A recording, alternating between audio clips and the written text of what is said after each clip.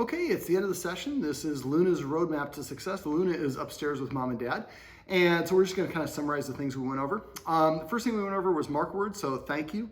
And so remember to say that anytime the instant the dog does the thing that you want. It's not after. And also be cognizant of how you're saying it. Don't say, or thanks, I guess is the word that guardians are using. So don't say thanks one time and thanks the next time. They hear the inflection. Let me see. We also went over the hand targeting exercise. For the hand targeting, you chop your hand with an empty hand. When the dog touches his nose to your hand, then you say thanks, and then you put the treat on your hand and the dog licks it up. So once I chop, my hand is typically frozen until the dog touches. And if you pull, and when you're chopping on either side of your dog's face. If you chop and your dog doesn't go for it after a couple seconds, pull back and chop closer. Make sure you have a big distinctive movement like a chop. If you just kind of go like this, it's not very distinctive. Hello, Luna. Thanks. That's capturing. We'll talk about that in a sec. Okay, so eventually what we want to do is be able to go assign a command word, or cue. So the way we do that is once we've done this enough and the dog is kind of dialed into it, then I would say boop. The dog runs over here, touches, I say thanks, and then I put a treat on my hand. So we're assigning the command cue should come first. So boop, boop. Yeah, you're a little bit spooked, huh? That's okay. So when you do it, after you do it, boop. So you don't want to say the command cue until you're 90% certain the dog's going to do the action. So basically, if that's the case, like what was just happening, I would just keep on practicing and just say thanks when she touches her nose. Do that 10 or 12 times. After you've done it enough, it kind of becomes second nature. Then you say boop or target or touch or whatever the word is before the action. The dog comes and touches her nose. You say thanks and then put the treat there. Then she gets the reward. So there is a time where the command cue and the marker word will overlap, but eventually what you'd like to say is target, the dog touches his nose here, and then you put the treat there. And you don't have to use the marker word or the clicker. And the clicker that I gave you, like I said, walk around the house. By the time you've seen this, you should have already done this. If you haven't, just walk around the house, say thanks, and then give her a treat. She doesn't have to sit, she doesn't have to look, she doesn't have to do anything other than just get that treat. You only have to do that once or twice, about 10 or 12 treats, and after that point, you're just gonna use the command word, the marker word or the clicker sound when she does the thing that you want. Okay, we also talked about, let me see, what else did we talk about? Petting with a purpose. Petting with a purpose is petting the dog for a reason. Right now, the dog is jumping into people's laps or nudging or jumping up on them and the guardians are petting her. That reinforces that behavior is what to get my attention. So instead, next time she nudges you or jumps up on your lap, tell her to sit here or here or here or to lay down. She has to do something to change her state. If she does it, say your marker word the instant she does it, and then pet her here, here, here, or here. Try to avoid reaching over her head unless she's nice and relaxed and you're just giving a massage. And you only say it once. Remember, playing hard to get works great for dog training. If she doesn't do it, then just lean back and disengage and watch some TV, do something else and let her know, I'm on to my next thing. I'm not punishing you, I'm not mad, but you're not gonna get the reward from me. The only way you get the reward or my lap or whatever it is by doing something I want you to do first. And as soon as you do, I'm gonna say the marker word or click so you know that's what got you the reward. And then after that point, hey, and then we're gonna go ahead and give the dog the access or if we're so inclined to do so. Use the watchword of paycheck if you think someone's petting without a purpose. So that way the person, if I'm petting and you're just gonna forget how to do it. So if somebody says paycheck, you just stop petting, tell the dog to sit. When it sits, pet under the chin or wherever, and then say your marker word first, then pet under the chin, and then you can explain to the person. I actually did it right, but thanks for reminding me. We also went over capturing or celebrating, which is rewarding or celebrating the dog when it does the things that we want. Most of the time, dogs do the wrong thing. So this table here, the guardians kept on telling her no and kind of pushing her down when she would jump up on the table because they don't want that behavior, which is very normal. But now we make it forbidden fruit because for dogs, any attention is validating. So if I jump up here consistently, I will get your attention. But if I sit in front of you, sometimes I get attention. If I lay down, sometimes I get attention. Sometimes I come to you, I look at you. Sometimes I get attention, most of the time I don't. If my goal is to get your attention, I'm gonna do the thing that is the unwanted thing. I don't know why I'm air quoting that, but the unwanted thing gets your attention consistently. So if you start celebrating the thing that the dog does that you like, the dog will start doing those things to get your attention instead. So basically, if I'm sitting here and Luna walked up to me, the guardian says celebrate, I would just say thanks and start petting the dog. I'm not gonna think about it, I'm not gonna ask, I'm not gonna reach for a treat. I only have 2 seconds. Remember, dogs learn through consistency, good timing, and repetition. So if by the time the dog came up to me, somebody already saw it, I've already missed that 2-second window. So if somebody says celebrate, I say thanks and start petting her, take the person's word for it. And after a while, what you want to do is be mindful. If you see Luna's over the dog bed over there and she got up and starts walking towards me, I say, come. Then when she comes to me, I say, thanks, and then I pet her. So come means come to the human and get a reward. A lot of dogs don't like to come because come represents the end of fun. She's out back yelling at a squirrel. The neighbor, we don't want the neighbor to be disturbed, so we ask her to come inside. She does, and we close the door. She's like, well, I was having a good time yelling at the squirrel, and I listened to you, and the end of fun resulted. Next time, I'm just not going to listen to you.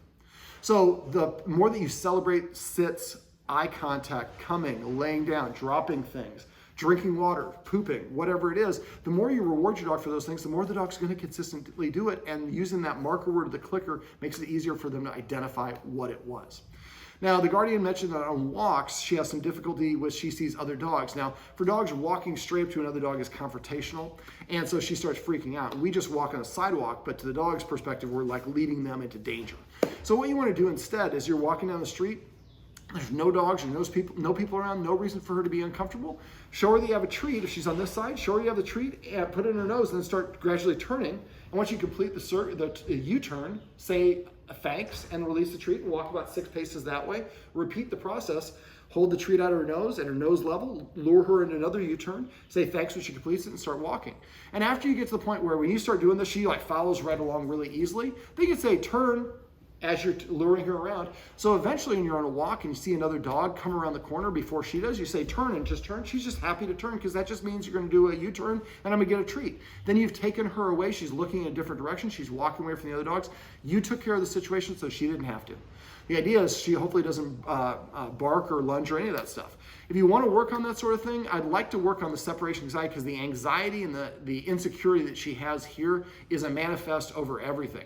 But if she's still a month from now, if she's still acting this way, let me know. We can actually do something where we can actually do some counter conditioning and have her start to associate when I see another dog, that's a good positive thing instead of something I should bark at. But I want you to focus on this stuff first. The video that we went over upstairs, I'm not going to talk about that, but I'm going to talk about some things that are related. So the dog bed the guardians have has almost like hair on it, and so it's hard to see treats and stuff. And it's also kind of an oval donut, which some dogs like, but I would prefer that you get for the front of the fireplace like a rectangular shaped dog bed, preferably without any ruffles or crevices in it. And some of them that look like a couch like this, they have a lip on 3 of the sides. That might make it easier for you to throw those treats. So put it in front of the fireplace, and every time she goes to the dog bed, on the couch, throw a treat on the dog bed. When she has, at first we were just saying thanks when she put one paw on the dog bed, but this dog bed's pretty small. She was able to take them without getting on the dog bed. So get like a medium-sized one, so she has to actually get fully on it before you say the word. So she jumps up here, you throw a treat over there, and as soon as she steps on it, you say thanks. Then she comes back over here, throw another treat. Do like what I showed you in the laundry room. Don't let her go all the way here. As soon as she steps off it, throw another treat. I promise you, it might take 20, 30, 40 treats. Eventually, she'll start sitting there. And after you practice this for a couple days, she'll go there on her own because you should be leaving treats on that dog bed, just like the stuff I talked about upstairs. So she goes over there, and there's always a treat there. So I'm going to make that part of my circuit. So then what you can do is, and after one day you'll forget to leave one there, and you'll be sitting in here, you'll watch her walk over there, pull out a treat, and as soon as she goes there, then throw the treat. Try to make it a nice arc. So now when I come here, it rains treats. Man, this is the place to be. The couches are lame. I'm going to be over there because that's where the treats are. And then we can start elongating, have your practice going there. And the relaxation protocol, the first thing you should do is lure her onto the dog bed. And I would say like place, and then lure her onto the dog bed. As soon as she's on there, say thanks and give her that treat. So eventually you could say, and you're calling thanks. The area upstairs, Jamaica. Maybe this dog bed is called Aruba. That's Jamaica. Maybe there's a dog bed in another room. We call that one BVI, or what if you remember the island motif. But each dog bed should have its own designation. And that way you can direct the dog. I want you to go upstairs. I want you to go to this dog bed or the one in the bedroom. Let me see. So, also make sure there's no pattern on it, and try to get a solid color like a light. Kind of get an alternative color. She liked the Charlie Bears. These are the ones I was using that she seemed to like besides the Stewart's Free Ride beef liver. Charlie was spelled with 2 E's. And these are a white one, so if you have like a brown color, you could throw it on there. Some people just throw a towel on, but the dog's eyes are not very good for detail, so make sure there's no pattern on it. Let me see. What else did we talk about? Rules and exercise. So the guardian's pretty content that she's getting the dog enough exercise, but exercise is best done more frequently in shorter bouts. And remember, you can set the dog up for success. Some people never think about it, but you can exercise your dog before a walk and have a much better walk. So maybe playing a little fetch or some scent games. That's what I was showing you, what's called Cookie in the Corner. I have videos I can share with you on those if you have any questions. But maybe playing a little fetch or some scent games, give her 10 minutes to rest always after exercise, then take her for a walk. You might find your walk is a lot easier because you took off that top level of energy. You can also, tug of war is a great way to burn energy. Playing fetch is a great way to burn energy. Training is a great way to burn energy. Remember, on walks, dogs burn more energy in a walk by sniffing than they do from walking. So make sure you let her sniff as long as it's safe to do so. I would recommend you go out for a walk and let her sniff as much as she wants, as long as it's safe, and then come back, and then you could go for a run, maybe when your partner's here to watch the dog. We want to try to eliminate, for the next 2 to 4 weeks, we really try to eliminate putting her in the kennel or the long-term confinement area while we leave, because that's going to be the time when she's going to practice. Remember, the concept, the whole idea for the separation anxiety is to practice and never have her get to the point where she has to cry or whimper because she feels uncomfortable, because we don't even let it get to that point. We're going to very progressively make each one a little tiny bit longer if we can, but don't forget, sometimes she's going to have a off day where she won't be able to go as far as she went the day before. That's okay. That's part of the process. Don't think that she is being despondent. Watch for signs of consent. If she's pushing against you or turning away, or she won't come to you, or if somebody reaches to pet her and she turns her head away, she's saying, I don't want you to pet me. So I like to lean out to the dog and stop an inch or two from their nose. If they lean in, then that's their consent. Then I start reaching, trying to pet. And just like with humans, at any point, she can change her mind and say, I'm done petting. I'm not going to keep on holding her and keep on petting her, even if I mean the best, because she's going to see that as a restraint, and that is a type of force, and that can lead to more anxiety. She's already got a lot of anxiety. That's why she has problems with the separation anxiety. So remember to practice this frequently. I'd like to see you guys practicing the relaxation protocol here and upstairs, and don't do them back to back if you can. It'd be nice if maybe you guys could switch off. Maybe one day the husband is working down here and the wife is working upstairs, and the next day they cycle it off. But this way, the more you practice that, I promise you, she's going to be comfortable sitting on that dog bed, and she's practicing being a little bit further away, which is really helpful. We also talked about rules and structure. The more rules and structure you can give a dog, the more, especially anxious dogs, the more secure they can feel, because they see you acting like a leader. In the dog world, the leaders are kind of the ones who are willing to kind of enforce things, and dogs really only do one thing at a time. We're multitasking. Right now I'm looking at one of the guardians is on her phone. She's probably formulating what she's going to do next. We could watch TV and talk to our partner and check our emails. We can do all these things at the same time. Dogs think that that means that we're not paying attention. Also remember, for dogs, good attention and bad attention are pretty much the same thing. So if she's doing something you don't like and you don't say anything, that's the same thing as saying, I'm cool with that. So one of the rules that we talked about is not allowing her within 7 feet of anyone who's eating. Even if she's not actively jumping up and begging us, her presence is inappropriate. The relaxation protocol would be a great thing to do. Now for that might be some of the things you do for the relaxation protocol. So you put her there and you walk over here and you pretend to eat. Or you just walk over and sit down and then walk back and give her the treat. And then eventually you have a plate and you're taking the utensils on an empty plate. So there's no smells, but we're helping her practice that activity. And she's staying there, and at the end we go and give her a treat and say thanks and give her a treat. Eventually we can have roast beef or something we microwave. So it's got the smell. We're coming over, cutting it up. We're looking like we're eating. We're helping her practice.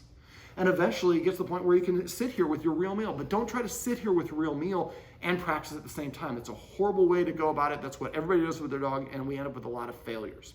We also talked about the positive interrupter. The positive interrupter that I like to use is a kissing sound like, it's not, it doesn't work the same way. If you can't make the kissing sound, another one that people like to do is beep, beep, beep, beep, beep. You can't see her off camera, but she just snapped her head and turned it right around. Make sure you sing it 3 times in kind of a high-pitched voice. So if the dog jumps up here on the table and I push her down or say no, then that's a great way to get attention.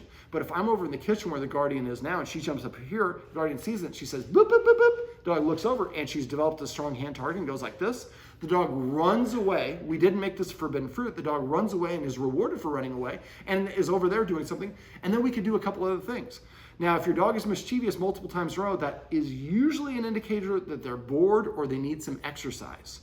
So if your dog gets up here multiple times, jumps up on you multiple times, that might be a good time to take her out for a little walk. Spend 5 minutes on a walk and get that energy out, and then she comes in and takes a little nap, or just she's content to hanging out. She keeps on doing it, jumping up on you or jumping up on the table or whatever. She's saying, I'm bored. Get me some exercise. Pull out the lick mat. Have her practice that. Now, if you have any questions or concerns about the stuff we were going over, please let me know.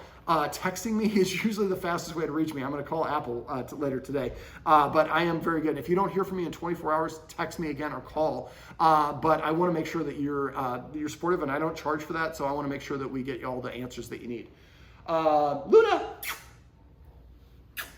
come. Is it come or here? Luna, come. Her guardian says, okay. Here you go, Luna. Thanks. Would you like this one too? Can you come up here and get this one? I want to show everybody at home how handsome you are, or I guess beautiful. This is Luna. This is Luna's roadmap to success. Remember, everything you do trains your dog. Only sometimes you mean it.